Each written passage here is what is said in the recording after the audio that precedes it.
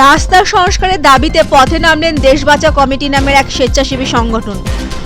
দক্ষিণ 24 পরগনা ঘুটিয়ারি শরীফ থেকে সাতবিবি রোড পর্যন্ত 5 কিলোমিটার রাস্তার অবস্থা বেহাল। সংস্কারের কাজ না হয় ক্ষুব্ধ এলাকাবাসী। গত প্রায় 15 বছরের বেশি সময় ধরে রাস্তাটি বেহাল।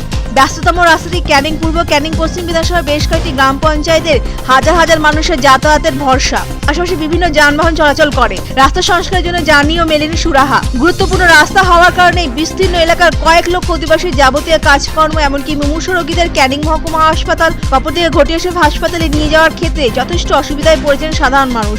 এছাড়া জীবনের ঝুঁকি নিয়ে যাত্রী নিয়ে যেতে হয় বলে অভিযোগ। দ্রুত এই সমস্যা সমাধানের দাবি স্থানীয়দের। ঘুটিয়ারি শরীফ জীবনতলা থানার অধীনে ঘুটিয়ারি শরীফ মাখালতলা এই কাঠপোল হয়ে সাতবিবির এই দীর্ঘ 5 কিলোমিটার রাস্তা। এই রাস্তাটা বিগত 15 বছর ধরে অকেজো হয়ে আছে। যদি এই সাতবিবি রোডের মানুষগুলো কি মানুষ নয়?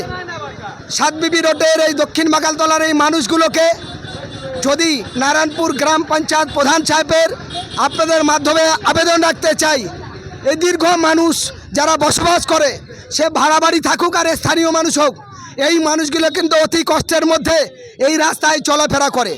এই এলাকায় নিশ্চয় তাদের জনপ্রতিনিধি আছেন, পঞ্চায়েত মেম্বার আছে, বুথ কমিটি আছে, তারা দেখার পরেও কিন্তু এই রাস্তা সংস্কারের কোনো উদ্যোগ নেয়নি।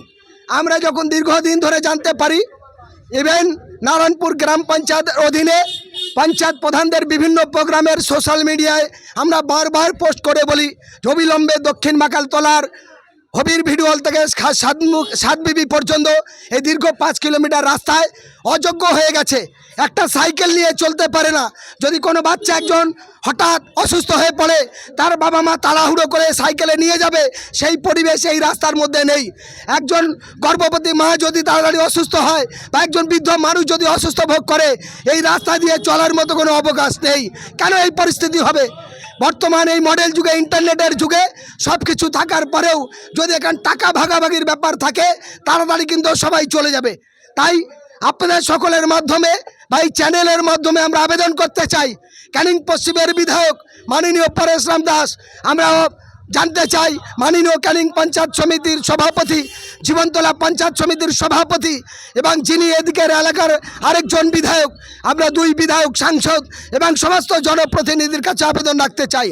আমরা একটা সময় দিলাম, যদি 1 সপ্তাহের মধ্যে সরকারিভাবে যদি প্রধান জনপ্রতিনিধি তারা উদ্যোগ নিয়ে এই রাস্তার ভূমিকা প্রকাশ করে তো ভালো, আর যদি তারা প্রকাশ না করে তাহলে আমরা মানবাধিকার সংগঠনের পক্ষ থেকে, সামাজিক গণসংগঠনের পক্ষ থেকে আমরা কিন্তু এরপরে বিডিও, এসডিও থেকে শুরু করে মুখ্যমন্ত্রী পর্যন্ত, স্বরাষ্ট্রমন্ত্রী পর্যন্ত আমরা চিঠি করব, পঞ্চায়েত প্রধান পর্যন্ত চিঠি করব, রাজ্যে যদি না হয় কেন্দ্রে পর্যন্ত যাব।